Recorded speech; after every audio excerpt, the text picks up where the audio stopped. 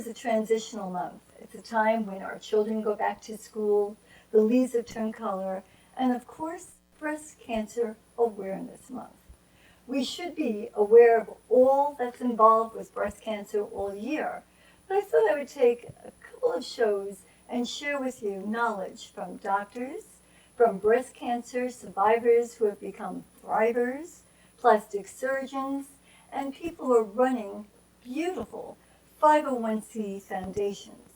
My first guest actually was honored to be one of 25 women by Conversations magazine who's changed the world. Please welcome Judy San-Roman. Thank you, Gail, for having me. Thank you. Judy, not easy, but I'm going to ask you with that honor.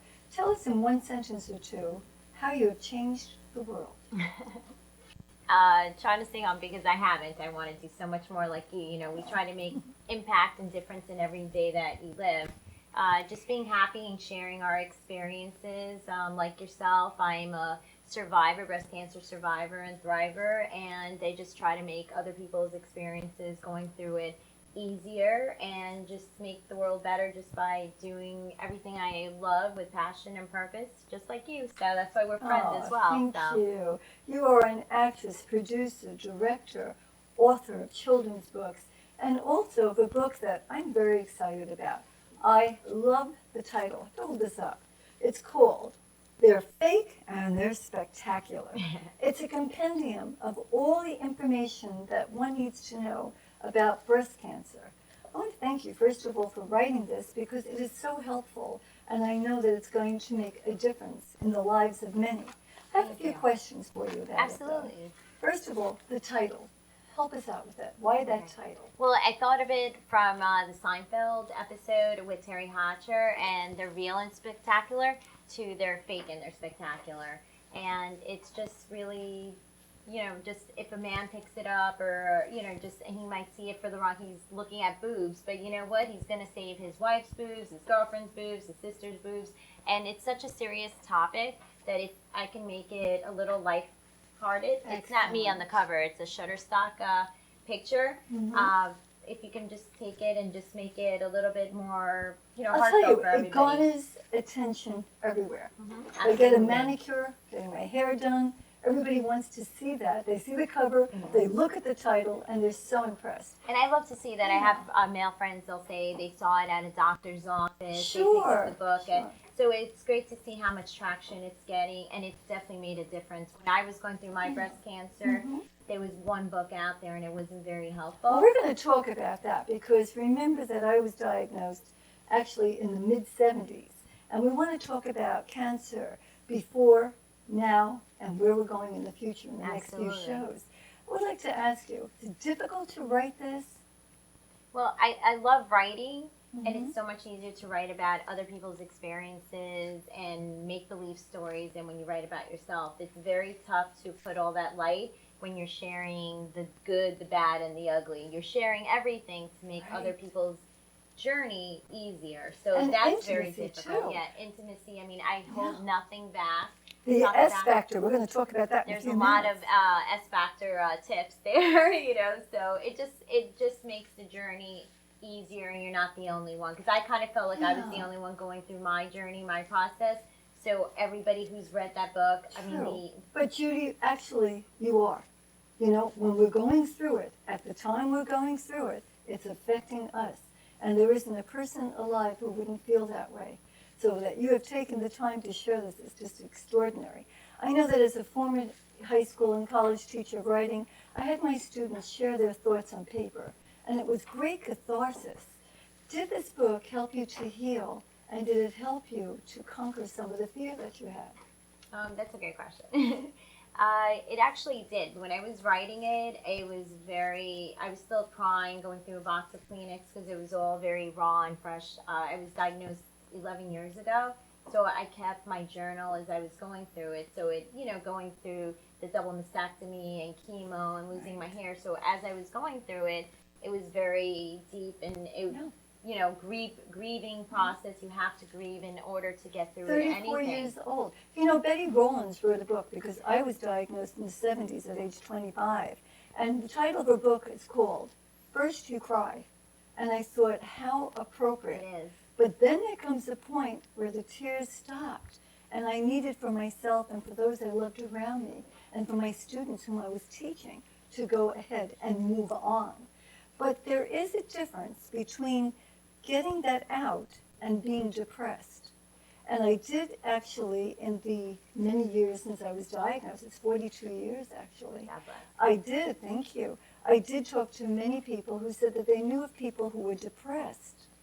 And they said to me, how do I know if my wife, my girlfriend, my friend is depressed?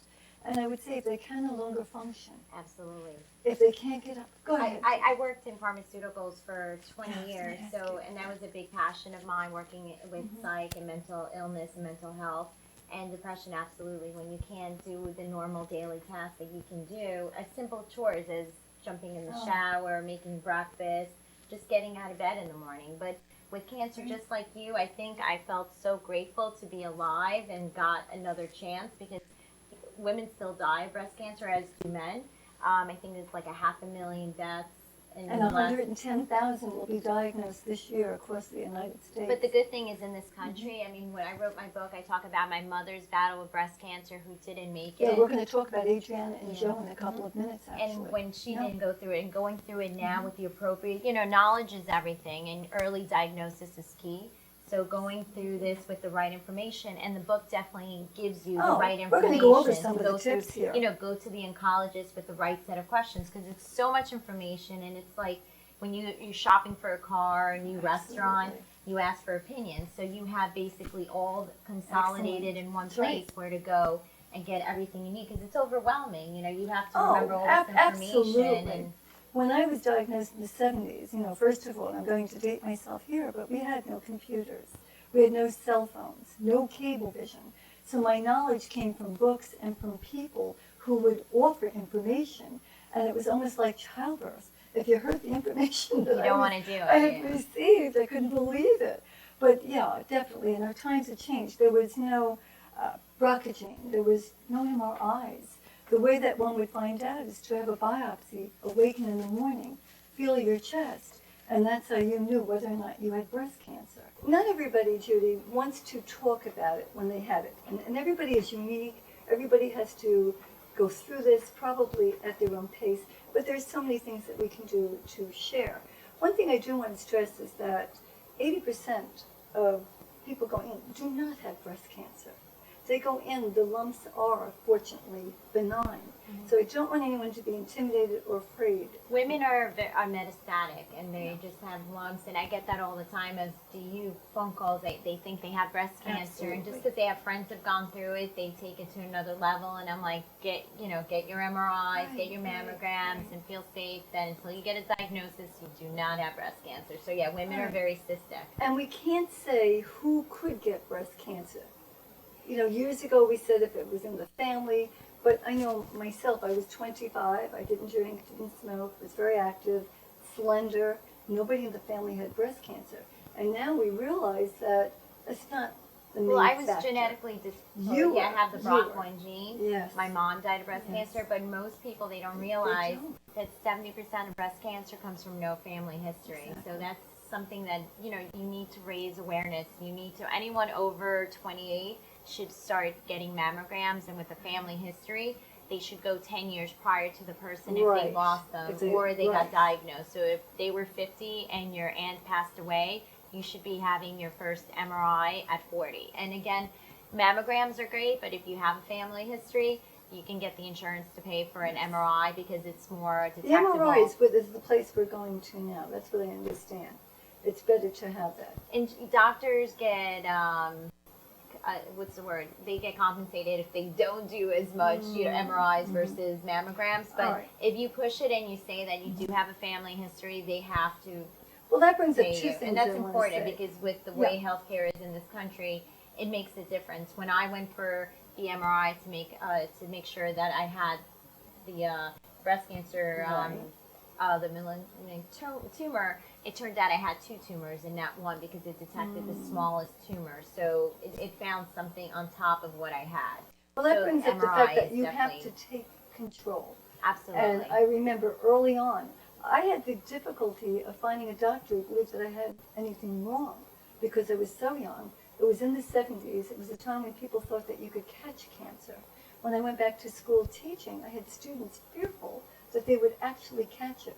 That was the ideology at that particular time. So you bring that up. When did you start to take control? And being in pharmaceuticals, did that help or hinder you?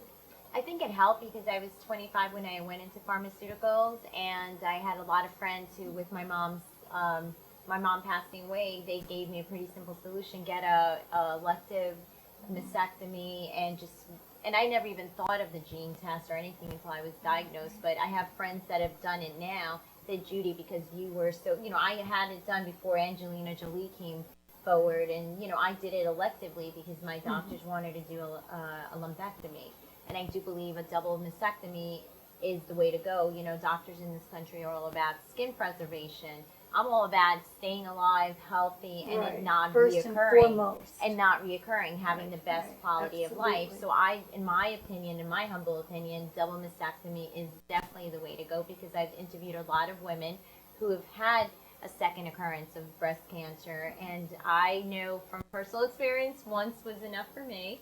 And if I don't need to go through it again, why should I? So I was proactive, and back then they were a big thing with the silicone not being, I had to sign away my life to say that it was okay in the to do silicone. 60s, you had to be 22 years old in order to have the silicone. And now we know that the silicone gel is just as safe. In fact, I have a doctor coming on shortly who's going to talk about the differences.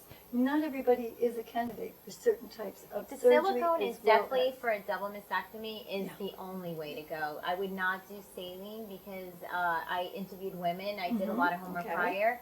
And it's like you hear a swishing noise. It's almost like when you're jogging your life, and it's like you hear And it. you get ripples. Yeah, you get the ripples. You do get ripples. But However, the silicone, it's healthy, it's safe, it's been so proven. The companies are amazing. Judy, they were worried because they thought that it was going to affect the different joints in your body. Oh, absolutely. Even 11 years ago when I did it, I had to sign my life away. I think it's just been about 7 years that it's approved now. So that's 8 years, as a matter of fact. All right, let's talk about what actually helped you to get through this ordeal. I know one of those things would definitely be that you gave back to others by sharing your story. But again, not everybody can do that. So what are some of the things, perhaps in the hospital, that helped you? I share that in my book. I had really great friends who were in the medical field, and they understood to bring personal things to the hospital would make you feel better. So photos? Yeah, pictures of my family, and just your blankets, and I had a cooler of beverages in my room because I had so many friends. Spoiled, right? Yeah, my friends were visiting. Spoiled and you. I just think it's like your heart. You have to be. I was so grateful when I woke up after surgery. After a double mastectomy surgery, it's almost 17 hours. That you wake up, you're born again. You're so grateful that you're here, and you just see things different. I love that. And I think you and me are the same thing. People all see us and not know that we are breast cancer survivors, and they're like, "Oh, these happy, very cheery women," and they don't realize. Grateful, and I think that we can appreciate. It's almost as if I had a second chance. Exactly. What about cupping? You mentioned cupping. Well, I love every holistic thing you can do to make yourself feel better. So yeah, massages are great after surgery, and just on a day-to-day basis because of stress. Even if you don't have any kind of cancer and you're a caregiver, just to have any holistic treatment makes you feel better. Cupping is when they put these cups on your back, and same thing, and just applies pressure to points, and it doesn't look good, but it doesn't hurt. Yeah, you have to make sure you don't do it in the summertime. I've done that, and then I've had these burn marks on my back. But it does release tension and stress, and it's just amazing. So therapy, because it is major surgery when you do have a double mastectomy. It's psychological, it's physical. You can't separate really one from the other. I know one thing that really truly helped me, and it sounds crazy, but here it had all the surgery. And I had the modified radical. They were going to take my ribs, unfortunately did not. But I was filled with all kinds of tubes and tanks because I also had to have grafting done. But my mother brought in a white pen wash set with a ribbon in my hair. And I remember the doctor saying, "You look like a bride." So that helped because I still feel that there's this big connection that if you're dressed up and you look okay, you will feel better. If you I feel like better, you that look too, better. and yeah, it's like putting on a little makeup and Lipstick, your hair whatever, fixed. yeah, whatever makes Yeah, it, yeah. whatever is good for you, because not everybody's the same thing, but it's, you know, whatever you need to get through Whatever the you moment. need to do, and you need to Exactly. know yourself. You I have to read be a little children. selfish. You have to be You a have to little be a lot selfish selfish and if you're take care of yourself, because if you're not going to be 100%, Right. you can't You help can't your give to other family and people. others as well. I remember reading to children, and they thought I was a princess because the children in the cancer ward. So this woman walking in with this white peignoir with a ribbon and reading books, and they were just so overwhelmed, and it made me feel good. And the more I smiled, I found the people around me smiled. And suddenly I became the patient, as you probably were, where everybody would gravitate towards. Norman Cousins talked about the fact that he was not feeling well and was given a disease, not cancer, where they thought he was going to die.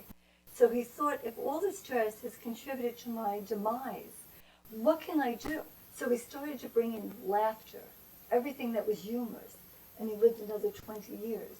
So that positivity that you radiate and that people brought in around you, I know is going to help tremendously. Visualization, right? Absolutely. All of that is going to It help. comes from your core. It's just being happy, and I mean, if they look at you, you never think you had a bad day in your life, a bad moment. And the same thing goes for me. We've had plenty, but I'm, you know, you're truly happy. You're grateful. You're giving grateful. these cards. You've helped so many other breast cancer people going through it, and now they're survivors and they're helping others. So it's not a club you want to be part of, but it's a beautiful thing to be able to touch other people's life and see the impact you make with their families, helping them cope and get through it. Absolutely. Bernie Siegel said, asked the question, which I love, and I'm going to have you answer it.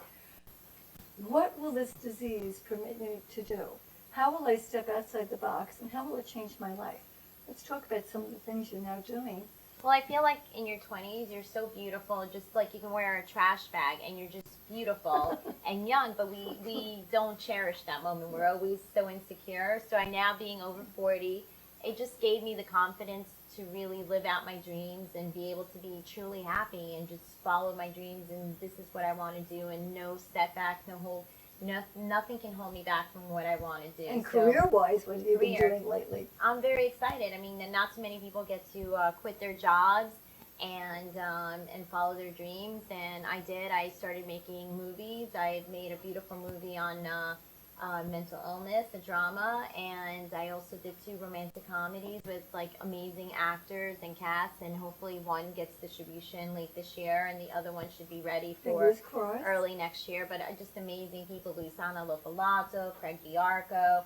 I just worked with Elaine Hendricks from Sex, Drugs, and Rock and Roll.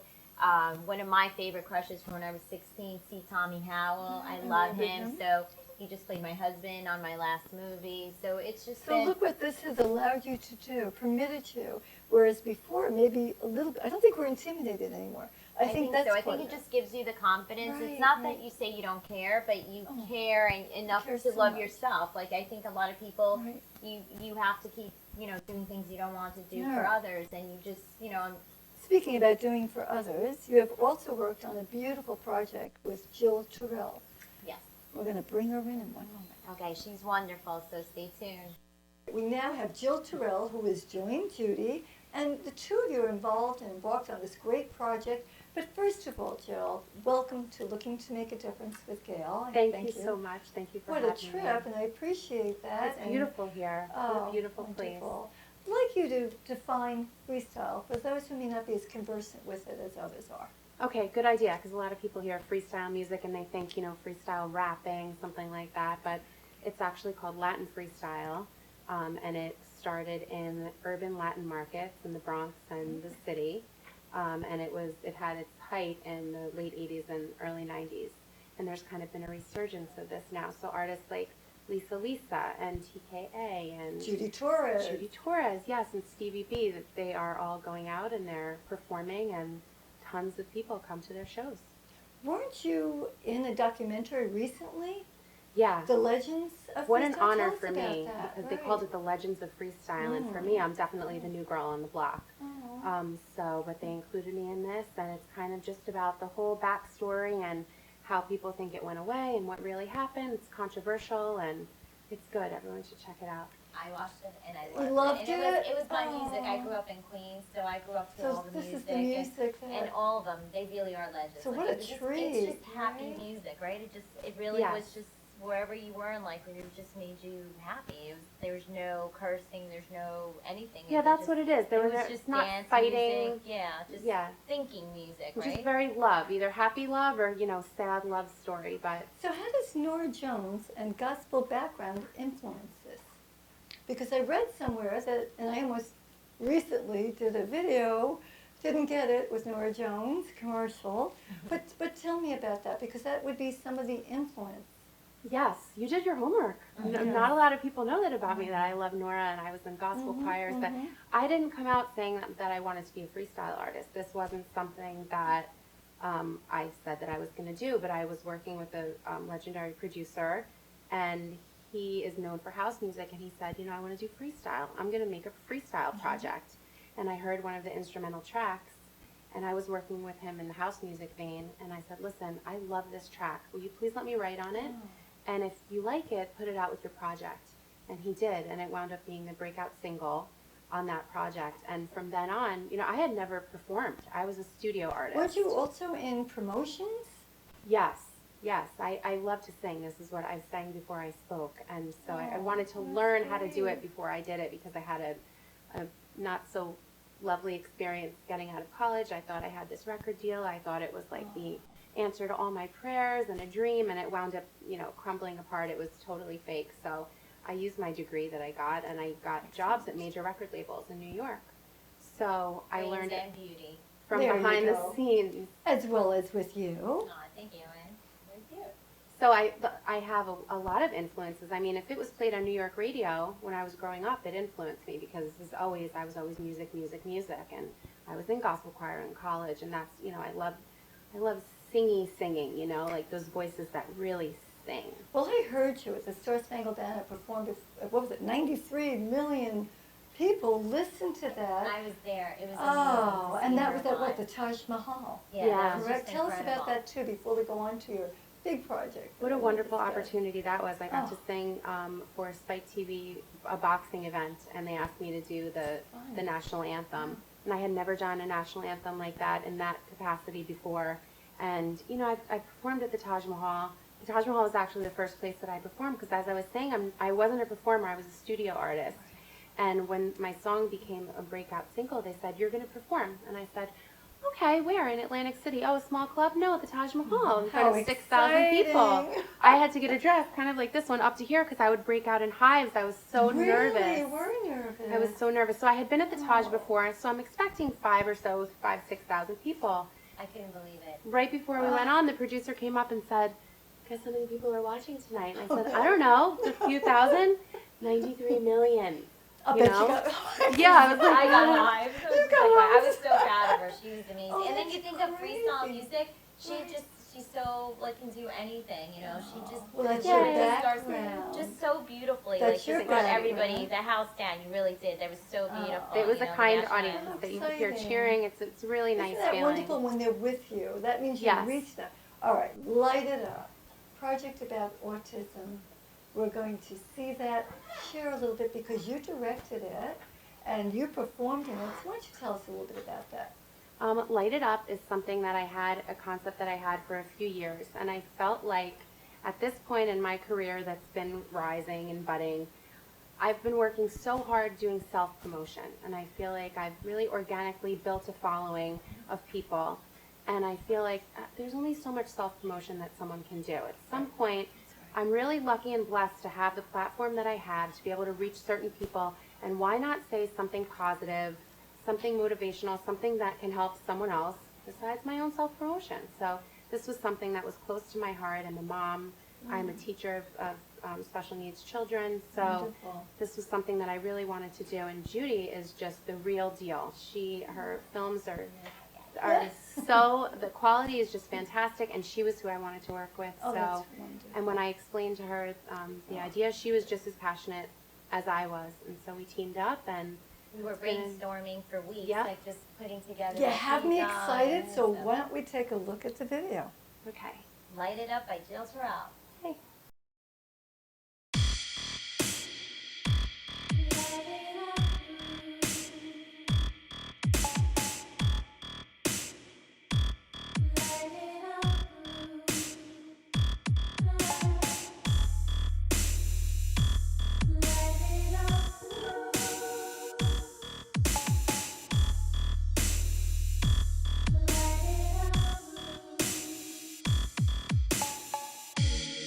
will stand beside you all your life. If you have no hand to hold, reach for mine. I promise I will make sure you get by. I'll give you your roots to grow and wings to fly. Light it up. You can do anything. Light it up. You can do anything. Light it up. You can do anything. Don't ever let nobody take your dreams. Light it up blue.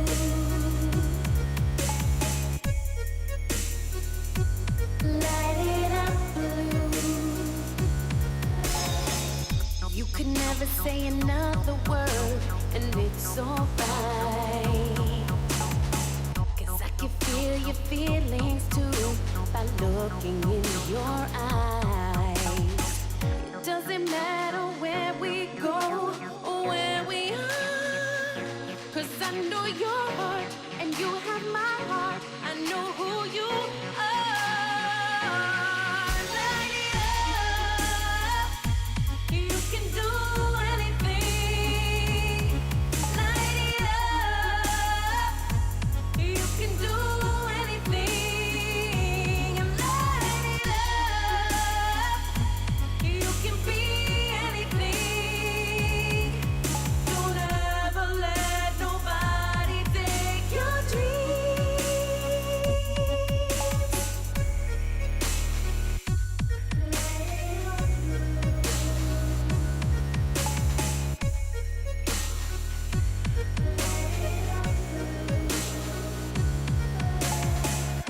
And I'll be there for you. This I swear to you. I will fight for you when you can't stand alone. You are all you need. Already complete. There's no ceiling, only sky. Light it up. You can be anything. Don't ever let nobody take your dreams.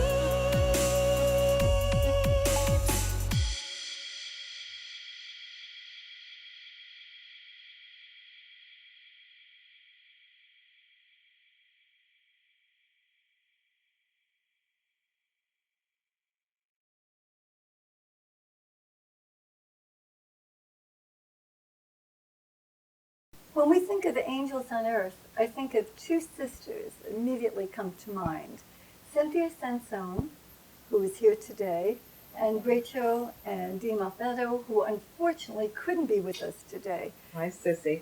Yeah, they have taken a personal, devastating loss, and with the most magnificent vision, turned this into a 501c3 to help others.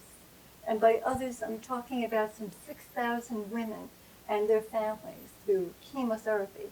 They have devoted one day a month to helping all of these people nationally, internationally, to make them feel better when they're going through treatment. Thank you for that, first of all. Yes, And welcome. great to see you here with your very busy schedule, and I know that what you're doing to help others. Well, I wanted to make time to come on the show because you and Shelley are so supportive Oh, of thank everything you. that Mondays at Racines does. And you know what? We need to support one another, especially when we are battling this disease. Oh, absolutely. In addition to that, there was a short documentary Yes, produced by HBO. Cynthia Wade directed this, I believe. absolutely. And it was actually nominated for an Academy Award 3 years ago. Took 2 years to make. And what a wonderful, wonderful documentary. And again, brought insight into cancer awareness. And I think you even received some grants from this. Am I correct? Well, more than grants, what we received was global recognition. And all of a sudden, people from all around the world started sending us checks and asking how they could get involved. Because before that, we were just a salon who once a month was giving back to the community. And for 10 years, we did that very quietly. After the film happened, we had a choice to make, either to just continue doing one Monday a month or spread the word, become a 501c3, and provide the service every single Monday, which we do now. Excellent. I know, and you even have charter salons, which we'll Yes. talk about. Basically, I hear hair, hope, and healing. It sounds like the mantra Yes. for your salon. But I do want to talk about Mom, if I may. Sure. Mom fought this disease 9 years, and while we do speak of those whom we've lost, I've lost my husband to pancreatic cancer. So When sorry. we, thank you, 22 years ago, but when we tend to think of those whom we've lost, we think of the beautiful things that they gave us. Would you share a little bit about your mom, if you would? I will. You know, my mother was diagnosed with breast cancer in the 80s, and in the 80s it was a terrible time for cancer. I mean, a terrible time for any disease, but people were dealing with AIDS, and when you were sick and you were losing your hair and losing weight, people didn't really know what to think. So my mother, a very proud and beautiful woman, suffered a lot of indignities when she was going through her treatments. I always tell this story, but when she was losing her hair, we had gone to the local salon where she had her double processed blonde hair done. And the girl behind the sink, when she was washing her hair, she stepped back and she gasped. And my mother felt that, and I saw it as a young woman and kind of just took her right out of there. And she died 2 years later, but she had this depression underneath her skin from that experience. You know, Gail, that salon means meeting place. If you look in the dictionary, it is a place that people gather. So my mother would go there to as a refuge from her 6 children, and to be made to feel that way was really terrible. Look how it stayed with you all of It these stayed years, with me. and how it impacted you and your family, I'm sure. Absolutely. So it was in 2002 that Mom came into my mind and Aw. said to me, you know what, you and your sister have a salon. Why aren't you doing So something it's to give her back? idea. No, it was my It idea. was your idea. My idea. I Okay. had the idea. She came into my, well, She my came- mother came yes, into my before- mind, okay, right? got it. And she had passed, Cynthia, why aren't you doing more But to she take, inspired you. she was your inspired me inspiration. to open the salon and to really provide a healing place for anybody going through any kind of cancer. Oh, that is magnificent. Now, when you talk about the hair, and we'll see a little clip from your trailer of Mondays at Racine, the nominated documentary. But when you talk about it, I know that no heat, there's no glue. Am I correct? As far No as wax. For the hair, for the lashes. well, if we could be more specific, there's Sure. we do hair, makeup, nails, massages, facials, All right, for reflexology, people coming everything. in who are going Who are through coming in, treatment. and let's just say women, because we do service And you men do men as well. Correct. But for those Okay. women who are losing their hair, what we do is we provide a healing space for them to have their hair clipped down. And that is any day of the week Any we day are of the week. open, because we know, and this is really important, when a woman starts to lose her hair, it is within an hour that she decides to shave it off. It is not, oh, I'll make an appointment for next week. She knows it starts to fall out. It's tickling her face while she's sleeping. It's in her eyes while she's speaking. Is it also to take control of yourself, do you I think that when she makes that decision to take it off, she is taking control because she's no longer wait, focusing right. in on the hair. Right. Now she's focusing in on the fight of her life. For women, it's really difficult. And Gail, you're in the beauty industry and a beauty queen. Our hair, our lashes, our brows. You wake up 3 o'clock in the morning. It's every commercial there is about a new hair product, a new mascara. And these are the very things that we lose when we're in treatment. So who better than the beauty industry to step in and help people?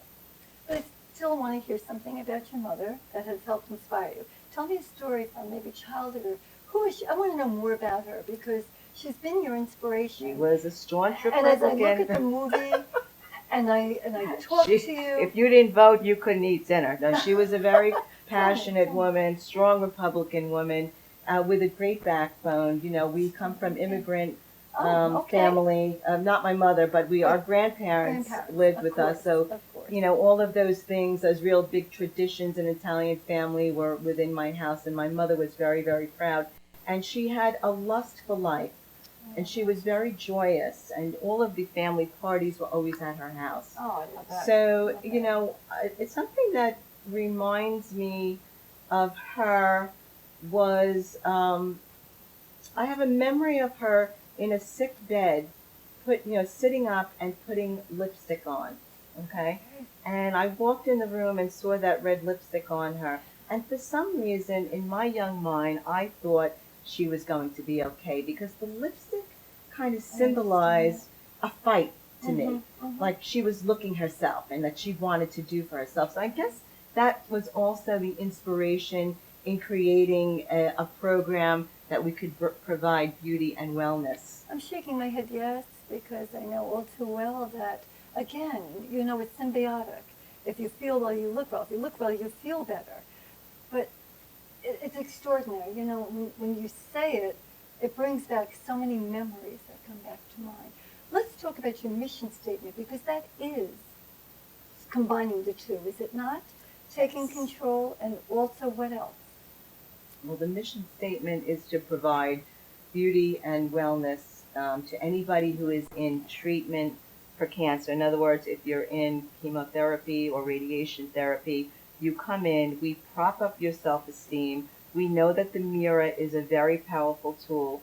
But more than that, what we've evolved to is educating and training other salons how to provide the same service, so that we could provide these services in every zip code on Long Island, and we're also out of state. But we have delved more into the wellness aspect. We have a dietitian on staff, and that has one-on-one chats with our clients to talk about what they're eating. We provide food, and it's clean, organic food. We don't really, we ask our providers not to make anything with sugar. This is all in iceberg, by the way. This is all in the hub that happens every accounted. Monday.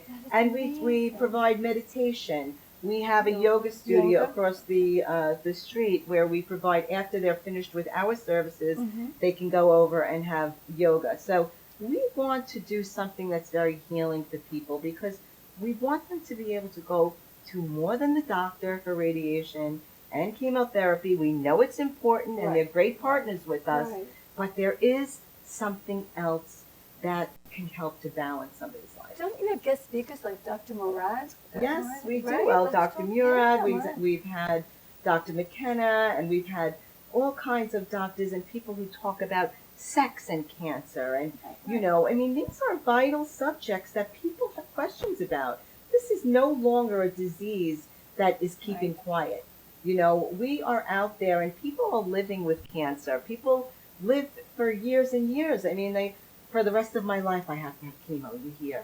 And so we need to learn how to normalize it for them, to get them back maybe to a part-time work, to get them back on the soccer field, and make them feel part of the society. You know, have that feeling again. Right. of Yeah, life. you know that Yeah, 1 yeah. in 5 are diagnosed with cancer here on Long I said Island. 110,000 in the United States. I who think it's more than unfortunately Lyme died of it. disease right now, Yeah. as a matter of fact. Okay. And so it's something that really needs to be paid attention to. But we don't want people to be fearful. We always believe in early detection will save lives, and 80% are not cancerous tumors. Absolutely. But we just need to know.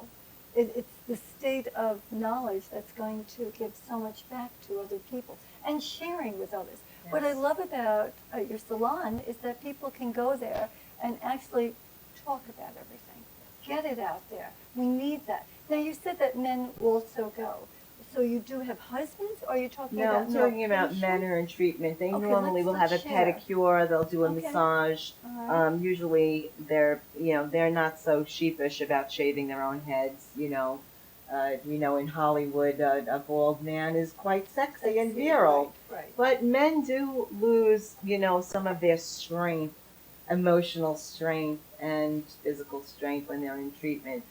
There is such a vast void in what needs to be done for men, both husbands of women who are in treatment and men themselves who are in treatment.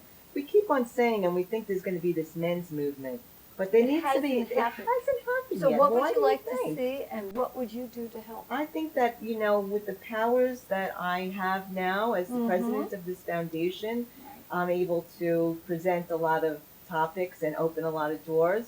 So I think the men's movement, as far as cancer goes, again, if we, and you in the movie you saw what happened to Warren. He didn't have a network to go to while his wife was in treatment for 18 years, so he veered away from the marriage. Right. And he substituted with alcohol, and he didn't want to do that, and he was severely judged. But I think that if men had a place to go, to talk about it. It's still that women are able to express their feelings, and we say, let me help you, but when a man does it, some people see it as a sign of weakness.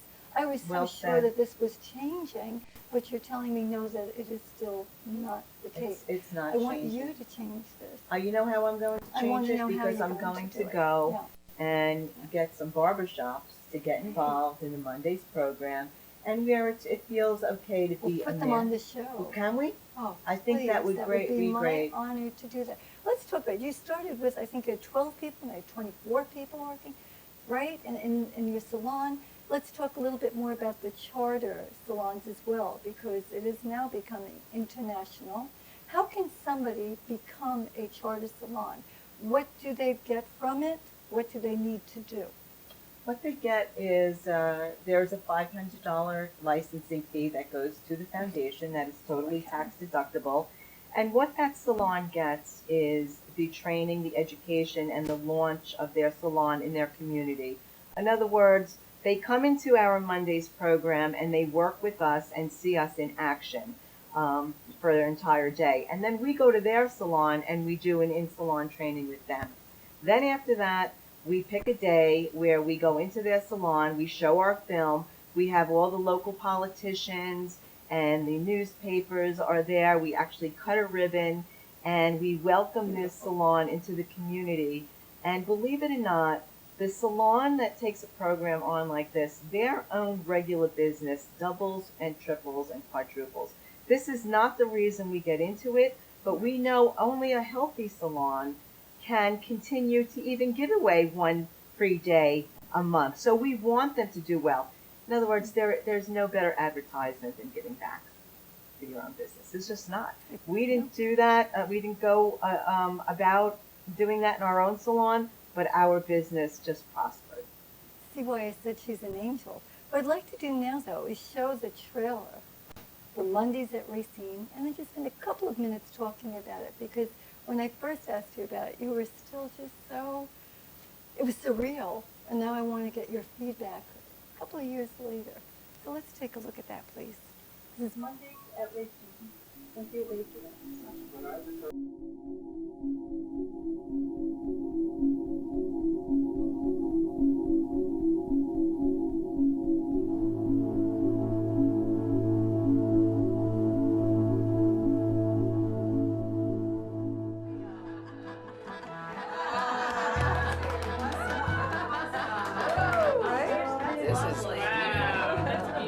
Like Chiquita Banana, but it...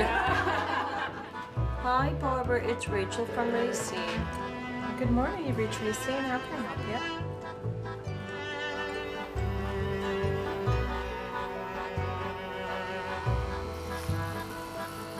It's just frightening to see myself like this.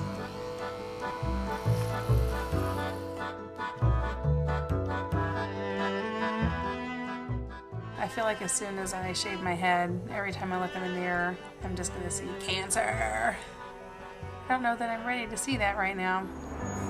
I recommend surrounding yourself with people who love you. I feel cute. Yeah, I feel alive. Most men can't get a decent wig. Frank Sinatra had a good wig, but he had a lot of money. I like having a little jiggle. There is a beauty that can come out. That's what everybody needs to know. That's what the world needs to know. Right. So we can battle this without that other fear, the beauty fear. My daughter says, keep it moving, Mommy. And that's what I do.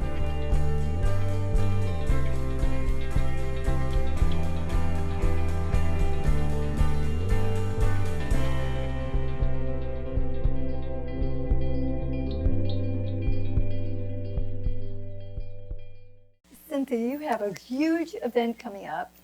I can't wait to hear about it. I'm going to be modeling in it. Ava's Fashions from Sayville. I'm excited. Share. Yes, and the fashion show last year was the highlight, and you were amazing. People So much were fun. just ecstatic. Yes, this year we were at the Crest Hollow again on September 26th, and we have kind of in a hybrid event where you imagine you're at the Javits Center and an elegant dinner party all in one. There are experiences all around the Crest Hollow. You can have psychic readings. You could do a paint night. You could, do a little dating. A circle with, learning how to date. You could do Lash of Dreams. There's about 100 different activities that you could do, as well as dancing and dining in an elegant way. And this money that we raised is used to open up more charter salons. We have had to build the infrastructure of the foundation to bring more people in so that we could go out, vet salons, train them. And we're helping thousands and thousands of people each year. So if anybody wants a really fun night out, it is September 26th at the Crest Hollow. You can go to www.longislandbeautyball.com for more information and tickets. We expect close to 1,000 people there. And we'll be there. I hope And they the come up fashion to show us. with Fashion Eva, show. who is supporting the fashion wonderful. show. I can't Amazing. wait to So wear if you it. can imagine all of this going on, a fashion show, all of these events, and that you're doing it for a good cause. It's a great, great night out. I had a ball last year, and I Yeah, know that if you come there, they can come and say hello to us, I'm sure. Absolutely. Just say that you saw it on the show, and be very happy to speak with you. And also to refer you to any places that you might need for help. I do get different letters, I get emails, Facebook, Gail King, Gail Margaret King, Gail M. King, looking to make a difference. And it's not unusual, 2 in the morning, for me to get questions. Please, I'm here to avail any help, and I know that you will too. And your website? The website is mondays@racine.org, and I invite all of the viewers to be my ambassadors. If you know anybody who's recently diagnosed or who's going through or needs our help, please reach out to them, because I have 6 words that I like to say, and that is, I can help you with that. And I can say that, and I don't care what it is that you're experiencing, hair loss, eyelash loss, brow loss, you're down in the dumps, fungus on the toenails, whatever it is, we can help you with that, and that's a fact. Thank you, Cynthia Sansone. You are delightful. Thank you. I love you, and I can't you wait too. to see you. We're going to be there. Let's do it. Thank you so much. Thank you. I'm here today with Dr. Ian Bourhill, board-certified plastic surgeon who's very special to me and very special to many others, not just because of his incredible skill as a physician plastic surgeon, but also because of his kindness and compassion to those whom he's treated. I know, because I am one such patient. See, I had breast cancer in 1975. 1998, I wanted to undergo breast reconstruction. Unfortunately, I did not do the work I should have done, and as a result, I went to another surgeon and had difficulty. But it took Dr. Bourhill, who helped put me back together and give me back my life. Thank you, Dr. Bourhill. It's a pleasure. Oh, thank you. For having you. me on today. Oh, my pleasure. You've received some honors along the way, too. Patients Doctor in 2009, the Patients Award. What is the On Time Award? Explain that to me. Well, we appreciate people coming to, patients coming to us, and value their time as well, and try to. The office is set up to try and run efficiently and not keep people waiting. I love that, and I have to tell you that when you go to see a physician, you look at the office. I look to see if it's clean, if it's well run. People like Pat, Debbie, they make you feel so comfortable. And that to me is so essential and so important. And even if I'm going to look at the financial aspect, although for breast cancer patients usually is covered to have reconstruction, you'll find a staff there so happy and willing to assist you. And no question is ridiculous. So you have to go back and tell them I said that, because I truly do mean that. And that's important. And I think so many women and men going through surgery go in and they want to take a look at the place first to see if they feel comfortable. And that's essential. But before we get into our discussion today, we wanted a little bit more about you. Where are you from? Well, I'm originally from Cape Town in South Africa. Came across almost 30 years ago and did general surgery training and then plastic surgery training here on Long Island. Been board certified for 20 plus years. And the majority of my practice is reconstructive based. More skin cancer and those kind of diseases, but also breast reconstruction. What is Mohs disease, or how do I pronounce that? Mohs surgery is just a technique where a trained dermatologist excises the skin cancer and looks at it under the microscope right there while you're waiting, and then the plastic surgeon or whoever's going to reconstruct it does the reconstruction immediately afterwards. The advantage is you know that the skin cancer is out. This is comparing this to the old-fashioned way where the tissue was sent to the lab, and a week later or several days later you would get the results. And at that stage you might find that the reconstruction had already been done and had to be redone. Okay, so it eliminates all of that, and it to a large extent it's not perfect, and there are sometimes there's a 2 or 3% recurrence rate, but it's the most sophisticated way of doing it. But it does take a little more time out of your day because you have different physicians doing different things. So it has to be set up to run well. Who was your inspiration growing up? Well, one's inspirations are always family, your parents, and so I'm no different. Okay. And then, people along the way also inspire you, like some of your teachers. Well, why medicine? And how did you get into my mother was a nurse. Okay. And so that sort of, was an easy direction. I got to plastic surgery late. I went through general surgery. And so more fell into the reconstructive side rather than the cosmetic aspect. Although the techniques are similar, and you quite often use cosmetic techniques in reconstruction surgery. And there's a huge overlap. Okay. What should patients look for when looking for a plastic surgeon? I know board certified is extremely important. What else, doctor? Well, you can also, the internet is a resource, but it's not always the only resource, but friends and family have had something done. Word of mouth. So the word of mouth is important. Unfortunately, in today's market, you also have to look at the insurance side. If that is, and to try and find the best person on your plan, because that can be a huge factor. Sure. For most reconstructive, you will be covered, and I'm not talking about breast cancer, I'm just talking about reconstruction. We're just talking reconstruction now. Right. However, some things overlap, for instance, breast lift and breast reduction. The one is considered cosmetic and the other is a covered procedure. Okay, so explain that. Breast. When a breast lift, you're doing the lift without removing as much tissue as you would for a reduction. Okay. And there are some parameters based on your height and weight. And each insurance company has their own protocol as well. But again, interesting. That may not show up on the internet as much as just friends who've had it done on, So it's better to go in for a consultation. It's better to go in, speak with the doctor, feel your way around. Oh, yes. What do you look for in a patient? Well, I look to see, do I like the person? I mean, it's not. Do you?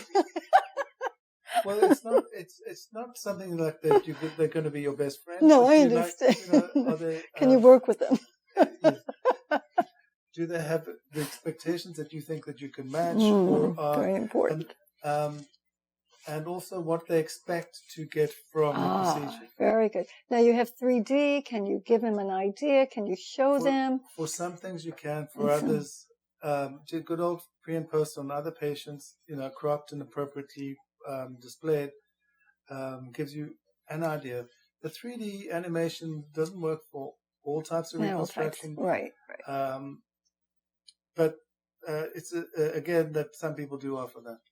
What about, we know we have very popular shows today, Botched. People are addicted to it. I don't know what your feelings are about it.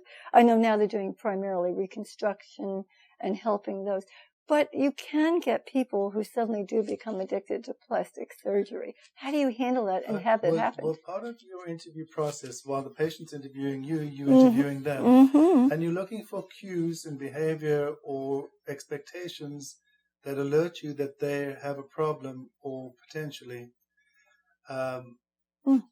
It's not really, you're not doing an in-depth psychiatric evaluation. You're not trained to do it, but you are looking for things where you might think there's a problem. And just as people are evaluating you, you're evaluating them. Staff has input. Were the patients, how do they behave making their appointments? Do they change a lot? Do they make comments? So you're hearing all of this, and this is all feeding into being able to decide. Well, certainly on some patients where you have a feeling that there is something else going on, you always ask yourself, why does someone want to do a procedure now as opposed to 10 years ago? Right. That's interesting. Sometimes that's not a factor, but so why do they want to do it now? And is it appropriate time? And is it an appropriate procedure for them? Right. If you cannot see what they think is the problem is, then maybe they should see someone else. Okay. No, that's fair. And I think that's so kind of you, because in the long run, a person may not be happy. I can't imagine, people coming in, I want Angelina Jolie's lips. I want this person's nose. And then if you look at their face, it may not work for them. Well, absolutely. That's, again, an expectation mismatch right off the bat. So you're not going to make them happy. Not that many people come in with really weird pictures. Weird things. Okay. I want for you to try and match. I think there's that kind of expectation no longer exists. Oh, that's good to hear. That's good. But if they want to look like a very younger version of themselves or someone else, and sometimes it's, Well, what's the number one? What would you say is the number one maybe cosmetic surgery for men? Is it a facelift? And if so, what are the advantages for them having this? It's not. I don't think it's the number one. It's not number one for men? No. Eyelid surgery is still, liposuction and those kind of things are much more common, even for men. Facelift, the men with facial surgery, you have to be a little careful because it can feminize them a little bit. I didn't even think of that. And also, women are in general much more tolerant of scars and little things. And they have tricks with makeup to hide it. Whereas men, if you can see the incision, it's like, oh no, what happened to me? Whereas a little cover-up foundation or... it can cover up. Women will be more adept with their makeup. And the hair's quite often a little bit longer, so you can put bangs or your hairstyle can mask some of the things, whereas men, it's not. That's interesting. I didn't realize that. Now, with young girls today, is there a certain age? I've had former high school students who wanted a rhinoplasty, and they were 13, 14 years old, and I thought, no doctor will do that. And yet, I have seen cases where it is done. What's your view? Well, yes, there's also the ethical thing about age, what's age appropriate. Young girls, they are looking at their noses a little bit earlier. The boys are always a little bit behind. Right. Once the skeleton is mature, you can consider surgery, but there's also emotional maturity. And it's also the parents who if they come in on their own, obviously you're not even looking at them. Right. If the parents are there and you can get a little more feel. I don't personally like operating on the younger girls because there's more experiences in life to go through. But sometimes a big bump on the nose isn't going to go away. Right. Or I see. a very large pair of breasts in a young person, or other things. But you just want to make sure they're not body dysmorphic, and that their faces won't change. It's a case by case. Case by case, and that their bodies change. I know that if you look at pictures of teenagers, they go through these awkward stages, right? Yes, and it may just be part of that. So growing up, you right? Want to give them the opportunity to get through that without changing it too much. All right, breast cancer. Yes. Why? What are some of the advantages? I know some, but as a physician, you know even more. What are some of the advantages of patients coming in, females, for reconstructive surgery? Well, in today's market, the last 20 years, things have changed a lot. The treatments changed a lot. The both in terms of surgery and oncology, and then the emotional sides you were discussing it earlier on. Yes. The reconstructive side has changed. It's been refined, and there's a whole bigger team approach in a lot of centers, not everywhere, but an oncoplastic team, which so you're oncologist and oncologist, breast surgeon, plastic surgeon, and even then the additional things, radiation, and they're all working in sync. Well, because there's a lot of information in a very difficult time for a patient to absorb, and the reconstruction is really the last on your list. But it's not last on the list of importance, but from medical importance, you want to get the... You want to save the life first. Yes, before you're starting to struggle. But the reconstructive side is something that you have under your control, or a little bit more, and you can get yourself back on your feet quick. Yeah, if you're emotionally feeling better, as we were talking about before, and you feel that you're looking better, you don't want this reminder of something that took place. Cancer does not define us. It's something that we had, and we'd like to move on from it. So, of course, it's so significant. I'd like you to take me through somebody coming in, having breast reconstruction. Let's go over some of the differences. Now, when you treated me, when I first came in, was 20 years ago. Today, there are so many different things. And I'm personalizing this because I want to help somebody out there to show that there are so many great advances.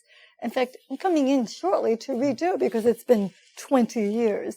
But at that point, I was concerned about silicone as opposed to saline. I was concerned that the saline, if I did rupture the breast, would go into the system and not cause any joint difficulty. But today, tell us about that. Well, that controversy has largely been put to rest. There were never, the silicone in the modern implants does not leak into the body. It stays inside the gel. It's like a gel. So that part is no longer, you do discuss it. And saline implants, if they rupture, they go down and you know about it right away, whereas silicone you'll see it, and you'll feel the squishing too. Yes. The silicone ones, you need to do MRIs and to evaluate that. But can an MRI, excuse me, I had read recently an MRI may not even pick up if there's a rupture of a silicone. Well, it's so small. Then that wouldn't worry. Don't worry about it. Okay, I just want to mention that because every 3 years. Rupture, and if they stay inside the capsule, it's still fine. Then it's still fine. Okay, thank you. Okay.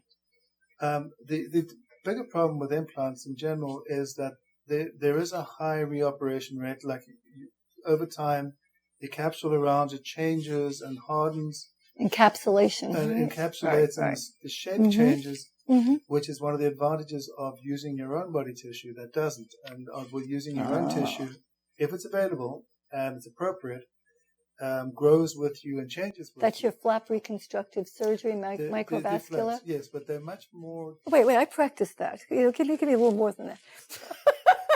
I want you to be impressed there. The flap reconstructive surgery is more difficult and longer off the bat, and there's a significant recovery time. Not that the tissue expander implant way is pain-free or is an easy recovery, but there's a different level. So you have to. That's one of the things. So you have to see who can qualify for there this is blood. there is a qualification based on your body type, tissue, How thin, how big tissue the tumor is, how Okay. aggressive the tumor is. See, that's important for people to know. Because that kind of the tumors that require heavy radiation are better off with some types of reconstruction versus other types.